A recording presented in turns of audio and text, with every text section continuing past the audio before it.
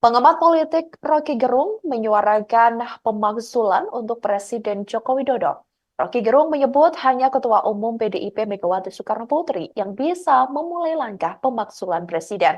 Hal itu diungkapkan oleh Rocky Gerung saat mengisi diskusi dialog publik relawan Amin Bugar di Tangerang Selatan pada Minggu 14 Januari 2024. Rocky menilai bahwa Jokowi harus dimaksulkan secara konstitusional. Mantan dosen filsafat di Universitas Indonesia itu pun mengajak pendukung Anies Baswedan dan Caimin untuk memakzulkan Jokowi dari kursi kepresidenan. Rocky Gerung berdalih bahwa pemilu 2024 tidak akan ada dampaknya apabila Jokowi masih duduk di kursi kepresidenan.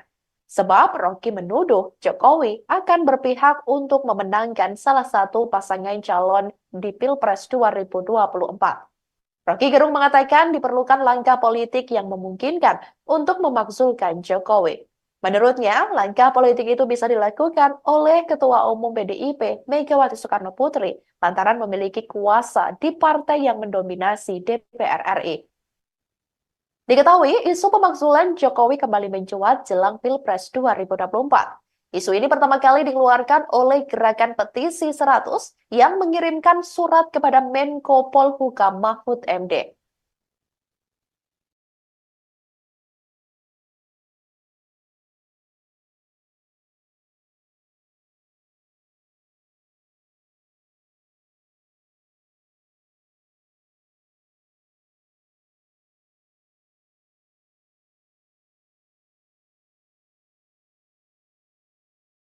Pakar Hukum Tata Negara Yusril Iza Mahendra menanggapi terkait wacana pemaksulan terhadap Presiden Joko Widodo. Diketahui saudara Yusril juga merupakan pendukung Prabowo Subianto dan juga Gibran Raka Buming Raka. Menurutnya, ia menilai petisi yang meminta pemakzulan Presiden Jokowi merupakan hal yang inkonstitusional.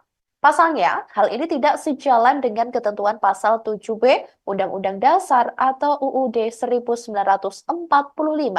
Ia menjelaskan pemaksulan harus dimulai dari Dewan Perwakilan Rakyat atau DPR yang mengeluarkan pendapat bahwa Presiden telah melanggar pasal 7B Undang-Undang Dasar 1945, yakni melakukan pengkhianatan terhadap negara, korupsi, penyuapan, tindak pidana berat lainnya, melakukan perbuatan tercela, atau tidak memenuhi syarat lagi sebagai presiden. Pria yang menjabat sebagai Wakil Ketua Dewan Pengarah Tim Kampanye Nasional atau TKN Prabowo Gibran tersebut menilai pemilu bisa gagal dilaksanakan jika pemaksulan dimulai sekarang. Yusril mengaku heran dengan tokoh-tokoh yang berusaha memaksulkan presiden melalui Menteri Koordinator Bidang Politik, Hukum, dan Keamanan Menko Polhukam Mahfud MD. Sebab menurutnya, rencana pemaksulan harus disampaikan kepada fraksi-fraksi DPR agar lembaga ini bisa segera menindaklanjutinya. Lebih lanjut, ia juga menilai pemaksulan adalah aksi yang dilakukan untuk memperkeruh pelaksanaan pemilu 2024. Ia pun mengimbau segenap lapisan masyarakat untuk memusatkan perhatian pada penyelenggaraan pemilu 2024 datang.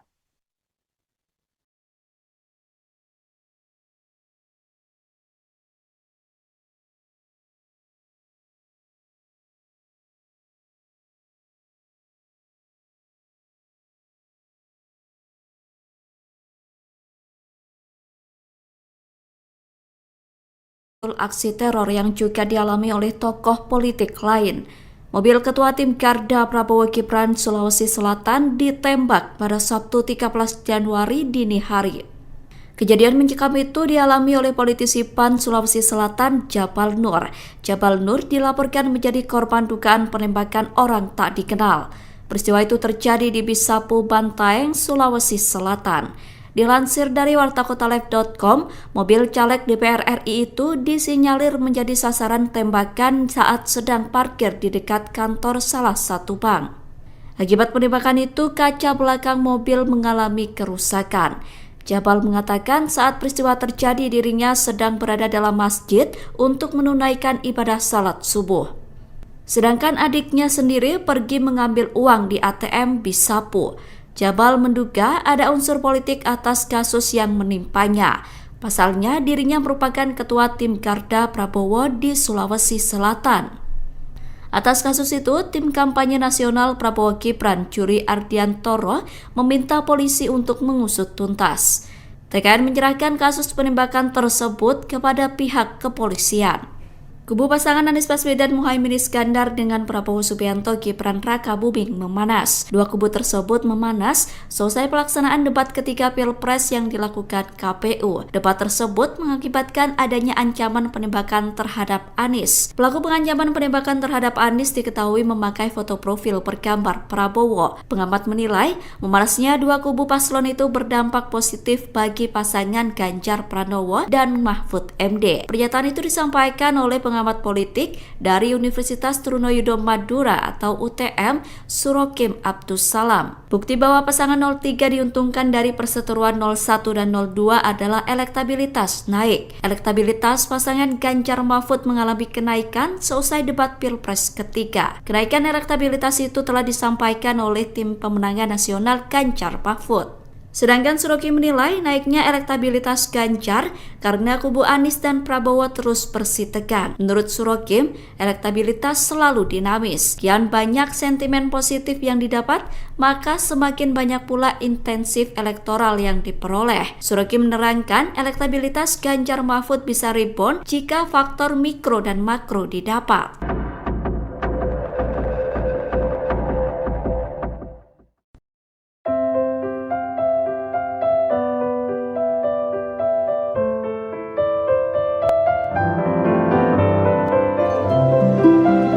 Pengamat politik menanggapi wacana pemakzulan Presiden Joko Widodo oleh petisi 100 dari sejumlah tokoh masyarakat. Pakar hukum tata negara yang juga anggota DPR RI Jimli Asidikim mengaku heran dengan kembali memanasnya isu pemakzulan Presiden. Jimli heran karena isu tersebut kembali ramai dibicarakan 1 bulan menjelang pemungutan suara pemilu 2024. Pernyataan itu disampaikan Jimli melalui media sosial X-nya dikutip pada Senin 15 Januari 2024. Mantan Ketua Mahkamah Konstitusi itu menduga isu pemakzulan Jokowi sengaja kembali diramaikan untuk pengalihan isu. Menurut Jimli, narasi pemakzulan Presiden kembali dihembuskan karena ada pendukung pasangan Capres-Cawapres yang khawatir kalah dalam kontestasi Pilpres 2024. Jimli mengatakan proses pemakzulan membutuhkan waktu lebih dari 1 bulan. Pemakzulan Presiden juga memerlukan dukungan resmi dari DPR dan MPR. Oleh karena itu, Jimli menyarankan pihak yang takut kalah dalam Pilpres untuk fokus pada kesuksesan pemilu 2024. Sementara itu, pihak Istana sebelumnya juga turut memberikan tanggapan terkait isu tersebut. Istana menganggap isu tersebut sebagai bentuk masyarakat untuk menyampaikan pendapat. Koordinator Staf Khusus Presiden Ari Dwi Payana menganggap wajar isu pemakzulan kembali berhembus karena sudah memasuki tahun politik. Menurut Ari, akan selalu ada pihak yang menggunakan narasi pemakzulan Presiden untuk kepentingan politik. Sejumlah tokoh masyarakat menginginkan Presiden Jokowi dimakzulkan. Melalui petisi 100, mereka mengadu ke Menko Polhukam Mahfud MD terkait adanya kecurangan dalam pemilu. Petisi 100 tersebut menginginkan pemilu dilaksanakan tanpa presiden. Pakar hukum tata negara Zuhril Ihza Mahendra menilai gerakan yang menginginkan pemakzulan presiden inkonstitusional. Pernyataan itu disampaikan Yusril melalui keterangan tertulisnya pada Minggu 14 Januari 2024. Menurut Yusril, wacana itu inkonstitusional karena tidak sejalan dengan ketentuan pasal 7B Undang-Undang Dasar 1945. Yusril mengatakan mustahil proses pemakzulan Jokowi dilakukan dalam waktu kurang dari 1 bulan. Sebab proses pemakzulan presiden membutuhkan waktu panjang paling singkat 6 bulan. Artinya jika benar dilakukan maka pemakzulan presiden terjadi setelah pemilu digelar. Sedangkan rencana pemakzulan presiden itu mengakibatkan kegaduhan politik. Bahkan menurut Yusril, jika proses pemakzulan presiden dimulai sekarang maka pemilu bisa gagal dilaksanakan. Akibatnya ketika jabatan Jokowi habis pada 20 Oktober 2024, belum ada presiden baru yang terpilih. Dengan begitu pemerintahan akan keos karena kekosongan kekuasaan. Di sisi lain, dirinya heran karena aspirasi pemaksulan presiden itu tidak disampaikan kepada DPR. Rencana pemaksulan presiden itu justru disampaikan kepada Mahfud MD yang merupakan Menko Polhukam sekaligus Cawapres. Padahal proses pemaksulan presiden sendiri harus melalui DPR.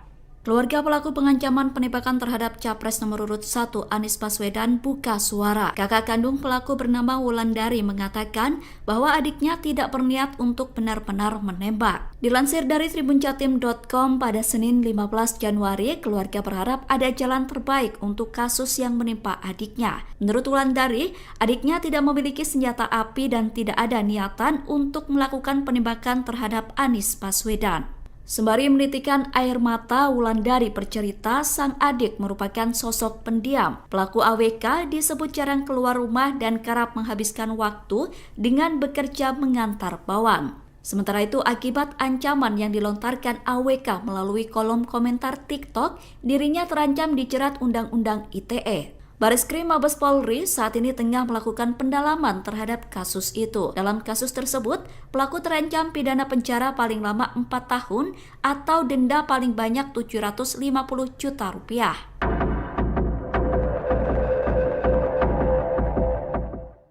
Sekjen PDIP Hasto Kristianto mengungkap soal rencana pertemuan antara elit PDIP dan Wakil Presiden Ma'ruf Amin. Pernyataan itu disampaikan oleh Hasto saat ditemui di Gedung Filateli, Jakarta Pusat, Minggu 14 Januari 2024. Namun meski telah mengungkap soal rencana tersebut, Hasto tidak menjelaskan lebih lanjut terkait agenda itu. Ia hanya mengatakan bahwa pertemuan dilakukan dalam rangka silaturahmi. Hasto hanya menyinggung bahwa silaturahmi merupakan hal yang bagus, mengingat hubungan PDIP dan Ma'ruf Amin cukup intens. Hasto menyampaikan kedekatan PDIP dengan Ma'ruf Amin dipengaruhi oleh putri Ma'ruf Amin, Siti Nur Azizah, yang menjadi anggota TPN Ganjar Mahfud. Terkait netralitas, Hasto tidak memungkiri jika presiden dan wakil presiden tetap harus netral untuk menjaga negara. Hasto mengatakan salam metal yang dilakukan Ma'ruf Amin saat HUT PDIP bukan berarti memihak kepada Ganjar Mahfud. Menurut Hasto, salam tersebut merupakan simbol perjuangan PDIP sejak Orde Baru. Pasangan Capres-Cawapres nomor urut 3 Ganjar Pranowo dan Mahfud MD mengaku tidak masalah jika persoalan Wadas dibahas dalam debat. Ganjar mempersilahkan isu Wadas hingga pabrik semen Rembang dibahas saat debat Pilpres. Pernyataan itu disampaikan Ganjar di Jakarta Pusat pada Minggu 14 Januari. Menurut Ganjar, dua proyek itu kerap dijadikan untuk mengkritik kinerjanya selama menjadi Gubernur Jawa Tengah. Oleh karena itu, jika isu tersebut diangkat dalam debat, maka bisa dijadikan sebagai ajang klarifikasi. Ganjar berkata Wadas adalah proyek strategis nasional atau PSN yang digulirkan pemerintah pusat. Namun ia sebagai pejabat di pemerintah provinsi berusaha menyelesaikan konflik itu. Salah satu cara penyelesaian yang dilakukan Ganjar adalah dengan melakukan pembayaran ganti rugi. Ikut menyuarakan pemaksulan terhadap Presiden Joko Widodo. Menurut Rocky, hanya Ketua Umum PDIP Megawati Soekarno Putri yang bisa memulai langkah pemaksulan Presiden. Hal itu disampaikan Rocky saat mengisi acara dialog publik relawan Amin Bugar di Tangerang Selatan pada Minggu 14 Januari 2024. Ia menilai bahwa Jokowi harus dimakzulkan secara konstitusional. Rocky berdalih bahwa pemilu 2024 tidak akan ada dampaknya apabila Jokowi masih duduk di kursi kepresidenan. Sebab Jokowi dianggap berpihak untuk memenangkan salah satu paslon. Terkait siapa yang bisa memulai pemaksulan presiden, Rocky menyebut sosoknya adalah Megawati. Hal ini karena Megawati memiliki kuasa di partai yang mendominasi DPR RI. Dalam kesempatan itu, Rocky pun mengajak pendukung Anies Baswedan dan Caimin untuk memaksulkan Jokowi. Diketahui isu pemaksulan Jokowi kembali mencuat menjelang Pilpres 2024. Isu ini pertama kali dikeluarkan oleh Gerakan Petisi 100 yang mengirimkan surat kepada Menko Polhukam Mahfud MD. Namun demikian, pakar hukum tata negara Yusril Iza Mahendra menilai petisi yang meminta pemaksulan Jokowi merupakan hal yang inkonstitusional, sebab hal ini tidak sejalan dengan ketentuan Pasal 7B Undang-Undang Dasar 1945. Download Tribun X sekarang. Menghadirkan lokal menjadi Indonesia.